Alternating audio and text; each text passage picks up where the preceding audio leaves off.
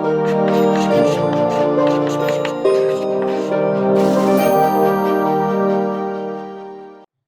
Friends, हम लोग आ जाते हैं अपनी तीसरी और आखिरी विधि है जिससे हम लोग ख्याति की गणना करते हैं, गुडविल की गणना करते हैं, उसको देख लेते हैं। इसको हम लोग बोलते हैं पूंजीकरण मेथड। दो तरह से होता है, बहुत ही ज्यादा आसान है। सबसे पहले इसमें भी क्या करते हैं हम लोग, औसत लाभ का पूंजीकरण करने का एक तरीका है। दो तरीके किया था, उसमें से पहला है हम लोग औसत लाभ का पूंजीकरण कर देते हैं। दूसरे में क्या करते हैं, औसत लाभ की जगह जो अधिलाभ है उसका पूंजीकरण कर देते हैं, जो सुपर प्रॉफिट है सीधे सीधे उसको कैपिटलाइज कर देते हैं। तो इसमें होता क्या है, सबसे पहले तो हमारा औसत लाभ की गणना, ये तो हमें तीनों ही मेथड्स में करना पड़ा, ठीक। दूसरे में क्या करते हैं, औसत लाभ का हम पूंजीकृत मूल्य निकालते हैं, पूंजीकृत मान निकालते हैं, कैपिटलाइज्ड वैल्यू निकालते हैं एवरेज प्रॉफिट्स की। और कैसे निकाली गई है, सीधा एक फॉर्मूला आप देख लो, फॉर्मूला कैसे निकला मैं वो भी बता दूंगा आपको। औसत लाभ जो भी आपका आया है उसमें आपने नॉर्मल रेट ऑफ रिटर्न यानी कि प्रतिफल की सामान्य दर से भाग दिया और 100 से गुणा किया, ठीक। तो आपको क्या निकल करके आ जाएगा, औसत लाभ का पूंजीकृत मूल्य। अब आपको एक बार औसत लाभ का पूंजीकृत मूल्य जैसे ही मिल गया, उसके बाद आप क्या करोगे, फर्म की पूंजी की जो भी है उसको निकाल लोगे। तो कैसे निकालते हैं पूंजी हम लोग, पूंजी का मतलब होता है कैपिटल। तो कैपिटल कैसे निकालते हैं, total assets minus total liabilities. लेकिन यहाँ पे जो टोटल एसेट्स हैं, कुल परिसंपत्तियां हैं, उनमें जो फिक्शियस समझते हैं, इनटेंजिबल है, जो आप सोच रहे हैं गुडविल है, ये सारी चीजें नहीं आएंगी। जो वास्तव में किसी भी फर्म के पास बाकी के जो जितने भी एसेट्स उनको मिला लिया, जितनी भी परिसंपत्तियां उनको मिला ली, लेकिन उसमें ख्याति को छोड़ दिया जाएगा। ख्याति को छोड़ करके, और जो भी फिक्शियस मतलब कल्पना में है कि अच्छा हमारा नाम है, हमारी ब्रांड है, इन सारी चीजों को नहीं, जो बाकी के उसके एसेट्स हैं उनसे आपने बाह्य दायित्व को घटा दिया, तो जो रॉ फॉर्म में कच्चे तरह की पूंजी है वो आपको मिल जाएगी। तो वो क्या आ जाएगी, वो फर्म की कुल पूंजी आ जाएगी। अब एक बार आपने फर्म की पूंजी निकाल ली, इसके पहले क्या निकाला था हम लोगों ने, पूंजीकृत मूल्य निकाला था औसत लाभ का। तो वो जो पूंजीकृत मूल्य आया था उससे आप पूंजी को घटा दोगे तो आपको क्या मिल जाएगा, ख्याति मिल जाएगी। अच्छा, अब ये तो तरीका रटने का हो गया कि ऐसा किया फिर ऐसा किया फिर ऐसा किया तो ऐसे हो जाएगा। क्यों कर रहे हैं ऐसा वो समझ लेते हैं, बहुत आसान है। और अगर आपने क्यों कर रहे हैं ऐसा समझ में आ जाएगा तो इसी का जो दूसरा प्रकार है पूंजीकरण करने का, वो भी आपको वहीं पे समझ में आ जाएगा। देखो, मान लो कि कोई फर्म है जिसमें 5 लाख रुपए की पूंजी लगाई गई थी। कितने की लगाई गई थी, 5 लाख रुपए की। और हम अगर ये बोल देते हैं कि जिस इंडस्ट्री में ये फर्म काम कर रही है, जिस तरह का व्यवसाय है, वहां पर 12% की हमारी क्या है, नॉर्मल रेट ऑफ रिटर्न होता है, एनआरआर लिख देते हैं। नॉर्मल रेट ऑफ रिटर्न मतलब जो प्रतिफल की सामान्य दर है वो 12% हमें मिलती है। कहां पर, इस तरह की इंडस्ट्री में। तो हम लोग ये सोचेंगे कि अगर किसी ने 5 लाख रुपए लगाया है और 12% उसको नॉर्मल प्रॉफिट मिल रहा है, इसका मतलब क्या हुआ कि 5 लाख गुणे 12/100, इतना लाभ उसको सामान्य रूप से मिलना चाहिए। ये सामान्य लाभ यहां से निकलेगा वार्षिक रूप से हर ईयर। ये 12% अगर ईयरली में ले रखा है तो प्रति वर्ष में 12% के हिसाब से मिलेगा। 2 जीरो से 2 जीरो काट देंगे तो हमें मिल जाएगा यहाँ पर 60,000। कितना मिल गया, 60,000। तो ये हमारा क्या आ गया, ये हमारा सामान्य लाभ आया। क्यों, क्योंकि ये सामान्य दर है प्रतिफल की, तो ये सामान्य लाभ हम लोगों ने निकाल लिया।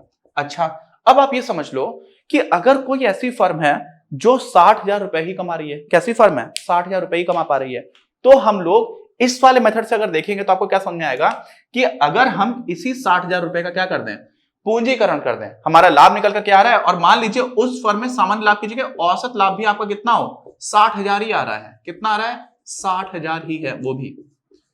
तो अब क्या करेंगे, तो हमें औसत लाभ तो मिल गया, औसत लाभ की हमने गणना कर ली। अब औसत लाभ का हम पूंजीकृत मूल्य निकालेंगे, तो कैसे निकालेंगे, 60,000 जो आपको औसत लाभ था बटे नॉर्मल रेट ऑफ रिटर्न वो 12% है, 100 से गुणा किया तो ये कितना आ जाएगा, ये फिर से 5 लाख आ जाएगा। देखो करके देखो, देखिए 12 से आपने भाग दिया, 12 पंचे 60, 5,000 हो गया, 5,000 में 100 से गुणा करेंगे तो 5 लाख आ जाएगा। अब क्या हुआ, ये 5 लाख जो आया है वो हमारे औसत लाभ का, क्योंकि हम लोगों ने औसत लाभ यहां पर 6 लाख है। अब औसत लाभ का हमने पूंजीकृत मूल्य निकाला, इससे हम परिसंपत्तियां घटा देंगे, पूंजी घटा देंगे, सॉरी पूंजी कितनी थी हमें पहले से दे रखा है 5 लाख, तो 5 लाख से आप 5 लाख घटाओगे तो आपको क्या मिलेगा, है ना, कुछ नहीं मिलेगा। नील बटे सन्नाटा, एक मूवी आई थी ऐसा कुछ था, एनीवेज छोड़िए उसको, तो उसका भी नाम कुछ ऐसा था, नील बटे सन्नाटा। तो शून्य मिलेगा, क्यों मिलेगा, क्योंकि हम लोगों ने ये भी बात की थी ख्याति के टाइम पर, जब हम लोगों ने पढ़ा था कॉन्सेप्चुअली कि ख्याति का मतलब तब होता है अगर आप कुछ ज्यादा प्रॉफिट्स कमा पा रहे हो, जो आपको सामान्य लाभ कमाना है उससे ज्यादा कमा पा रहे हो, तब आपकी ख्याति है। हानि हो रही है या आप सामान्य लाभ कमा पा रहे हो तो कोई भी गुडविल नहीं है। तो यहां पर क्या हो रहा है कि जो आपका सामान्य लाभ निकल के आ रहा था, यहां पर उतना ही आपको औसत लाभ है। अब अगर औसत लाभ आपका ज्यादा हो, कितना हो, ज्यादा हो, मान लेते हैं औसत लाभ हमारा 72,000 रुपए है। कितना है, 72,000। तो हम लोग जब 72,000 का पूंजीकरण करेंगे लाभ के, तो हम 12 से भाग देंगे, 100 से गुणा करेंगे। क्यों? क्योंकि नॉर्मल रेट ऑफ रिटर्न अभी भी 12% है, तो 12 छंग 72 हो गया। यहां से आपको मिल जाएगा 6 लाख। तो 6 लाख आपको क्या आ गया? पूंजीकृत मूल्य आ गया औसत लाभों का। और पूंजी कितनी आपकी कुल मिलाकर के? 5 लाख। तो यहां पर जब आप 5 लाख को घटा दोगे तो आपको मिल जाएगा क्या? 1 लाख। तो 1 लाख की यहां पर आपकी गुडविल बन जाएगी। ये कब बनी? जब आपका जो लाभ हो रहा है ना 72,000, ये सामान्य लाभ से अधिक है। सामान्य लाभ कैसे निकाला था हम लोगों ने? जो भी नॉर्मल रेट ऑफ रिटर्न है। तो ये सारी चीजें आपस में जुड़ी हुई हैं। अच्छा, अब इसी का दूसरा तरीका देखते हैं। दूसरा तरीके से पहले आप इसी को समझ लो आराम से। ये सो किया है ना, इसी को आप एक बार अभी देखना, वीडियो है रिकॉर्डेड है, अगर कोई भी डाउट होता है तो एक बार इसको फिर से देखो।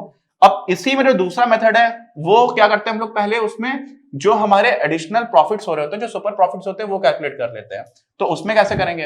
अब यही वाला उदाहरण था, हमें क्या बता रखा है? हमें बता रखा है कि भाई 5 लाख की तुम्हारे पास पूंजी थी, ठीक। 5 लाख की पूंजी में आपको 12% नॉर्मल रिटर्न मिलना चाहिए। तो ये कितना आ गया था हमारा? 60,000 आ गया था, ठीक है। अच्छा, लेकिन हमें दिया क्या गया है कि जो औसत लाभ है वो क्या दे रखा है हमें? औसत लाभ दे रखा है 72,000 रुपए। तो हम यहां पे औसत लाभ का पूंजीकरण नहीं कर रहे हैं, हम औसत लाभ का पूंजीकरण कर रहे थे इस वाले मेथड में। ये अब दूसरे मेथड की बात कर रहे हैं, तो इसमें क्या करते हैं? ये हमारा दूसरा जो ये औसत लाभ है, ये औसत लाभ है, और ये हमारा क्या है? सामान्य लाभ है। क्या है? सामान्य लाभ। अब आपको याद है सामान्य लाभ अगर आप घटा देते हो औसत लाभ में से तो क्या आ जाता है? औसत माइनस सामान्य, तभी तो आपको क्या मिलता है? अधिसामान्य, ठीक है, या अधिलाभ। तो ये क्या हो जाता है? सुपर प्रॉफिट्स हो जाते हैं। यही तो है, औसत आपका ज्यादा है, जितना आपको आना चाहिए सामान्य रूप से उससे ज्यादा औसत है, तभी तो आपको क्या मिल रहा है? सुपर प्रॉफिट्स मिल रहा है। तो वो कितना आ जाएगा इस वाले केस में? 12,000 आ गया। कितना आ गया? 12,000। अब ये जो हमारा सुपर प्रॉफिट आ गया है इसका हम पूंजीकरण कर देंगे। क्या कर देंगे? पूंजीकरण। तो 12,000 का पूंजीकरण कैसे करोगे? जो नॉर्मल रेट ऑफ रिटर्न उससे भाग दोगे, 12 से भाग दिया, 100 से गुणा किया, तो ये कितना आ गया? ये आपका आ गया 1 लाख, जो हम लोगों ने अभी अभी निकाला था दूसरे तरीके से। दूसरे तरीके से कैसे? उसमें हम लोगों ने औसत लाभ का पूंजीकरण किया था। यहां पर औसत लाभ का पूंजीकरण नहीं, ये वाली जो स्टेप है इसको बोलते हैं पूंजीकरण। यहां पे हम पूंजीकरण कर रहे हैं, कैपिटलाइजेशन कर रहे हैं। तो यहां पर पहले ही हम लोगों ने क्या कर लिया? जो हमारे एडिशनल प्रॉफिट है, सुपर प्रॉफिट है, उसको निकाल लिया, अतिरिक्त लाभ, अधिलाभ, जो भी आप बोल सकते हो उसको, और फिर उसका हमने पूंजीकरण कर दिया। तो दोनों ही जगह से हमें 1 लाख वैल्यू मिली, और दोनों ही तरीकों से एक ही वैल्यू निकल करके आएगी, बस तरीका थोड़ा सा अलग है। यहां पर हम पहले ही प्रॉफिट्स निकाल ले रहे हैं, फिर उसका पूंजीकरण कर दे रहे हैं। वहां पर हमने एवरेज प्रॉफिट्स का पहले पूंजीकरण कर दिया, पूंजी हमने पता है, फिर हमने एवरेज प्रॉफिट्स के पूंजीकरण से जो कैपिटलाइज किया हुआ था उससे घटा दिया पूंजी को, तो हमें मिल जाती है गुडविल। तो ये दोनों ही तरीके हैं। अब दूसरा तरीका भी मैं नोट कर देता हूं, फिर एक छोटा सा उदाहरण उसको देख लेंगे अपनी बुक में, तो हमारा ये कॉन्सेप्ट काफी अच्छे से क्लियर हो जाएगा। अब दूसरा तरीका मैंने भी आपको एक्सप्लेन किया, इसमें क्या करते हैं? सबसे पहले आप पूंजी की गणना कर लेते हैं, फर्म की पूंजी। कैसे करेंगे? यही तरीका है कि आपने कुल परिसंपत्तियों में से बाह्य दायित्व घटा दिए, इसमें ख्याति को छोड़ना होता है, जो भी फिक्टिशियस एसेट्स उनको छोड़ देते हैं, सीधी सी बात। फिर आपने क्या किया? विनियोजित पूंजी पर सामान्य लाभ की गणना कर ली, सीधे सीधे जो भी आपको नॉर्मल रेट ऑफ रिटर्न है उससे गुणा किया, 100 से भाग दे दिया। फिर आपने क्या किया? औसत लाभ की गणना की। अच्छा, अब औसत लाभ में से आप सामान्य लाभ को घटा दोगे तो आपको क्या मिल जाएगा? अधिलाभ मिल जाएगा, सुपर प्रॉफिट्स मिल गए। और सुपर प्रॉफिट से एक बार मिल गया, सीधे सीधे उसका पूंजीकरण कर दिया तो हमें क्या मिल जाएगी? ख्याति। ख्याति, ख्याति को हम लोग बोलते हैं गुडविल। तो ख्याति क्या हो जाएगी? अधिलाभ का पूंजीकरण। कैसे करेंगे? जो भी आपका अधिलाभ है उसमें आप क्या करोगे? नॉर्मल रेट ऑफ रिटर्न जो थी उससे आप भाग दे दोगे, तो उससे क्या कर दोगे? सामान्य प्रतिफल या प्रतिफल की सामान्य दर, तो इसको हम लोग NRR लिख देते हैं, नॉर्मल रेट ऑफ रिटर्न गुणे 100। यही आपका सीधे सीधे गुडविल आ जाएगी। अब इसी पर बेस्ड कुछ सिंपल उदाहरण है, जैसा हम लोगोंने किया था वैसा उदाहरण है, इसको देख लेते हैं एक बार किताब से, तो और क्लैरिटी आपको मिल जाएगी। चलिए ये उदाहरण करते हैं। इस उदाहरण में क्या दे रखा है अपने को कि एक व्यवसाय है, पिछले कुछ वर्षों में 1 लाख रुपए का औसत लाभ अर्जित करता है। पहली स्टेप हमारी होती थी औसत लाभ निकालना, वो हमें ऑलरेडी दे रखा है। कितना दे रखा है? 1 लाख। और इसी प्रकार के व्यवसाय में जो प्रतिफल है, जो रिटर्न है, उसकी सामान्य दर 10% है, यानी कि normal rate of return is 10%।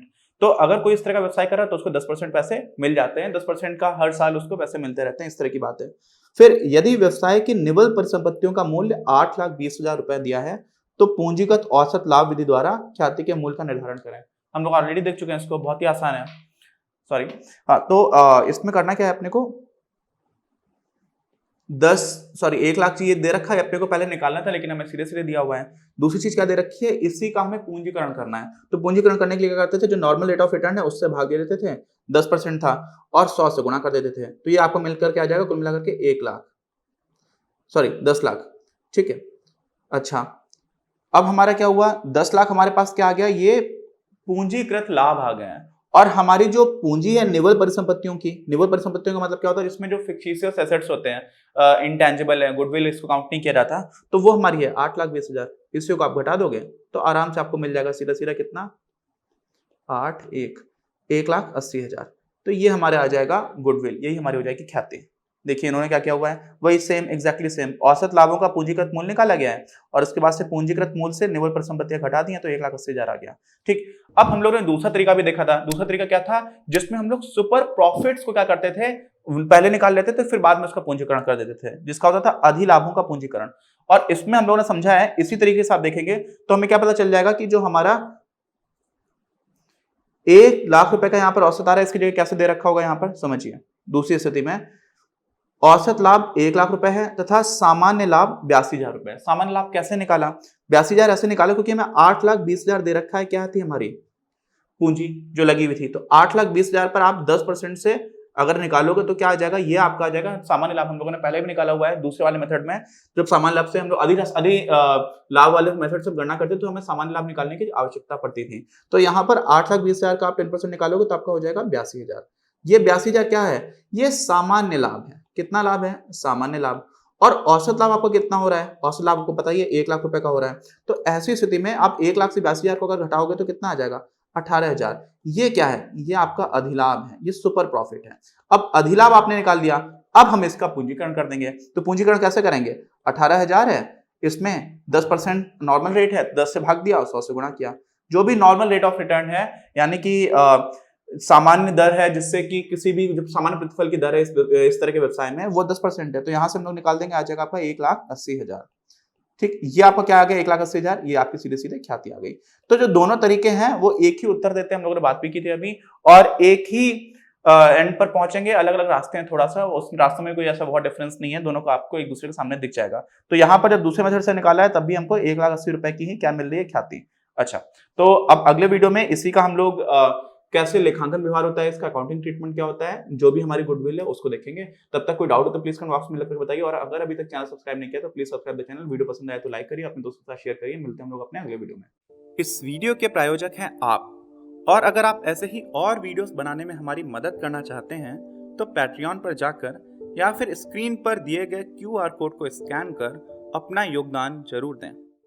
अपनी क्लास का उद्देश्य आप सभी के लिए आप ही की भाषा में गुणवत्तापूर्ण शिक्षा उपलब्ध कराना है। कक्षा 12 तक के सभी प्रमुख विषयों पर हम वीडियोस बना रहे हैं, और कुछ विषयों पर वीडियोस आपके अपने चैनल अपनी क्लास की ही अन्य प्लेलिस्ट पर अपलोड भी हो चुके हैं। ज्ञान के प्रकाश से देश को सशक्त बनाने के हमारे इस प्रयास में इस चैनल को सब्सक्राइब करके और लोगों के साथ शेयर करके अपना बहुमूल्य योगदान जरूर दें। पढ़ेगा इंडिया तो बढ़ेगा इंडिया।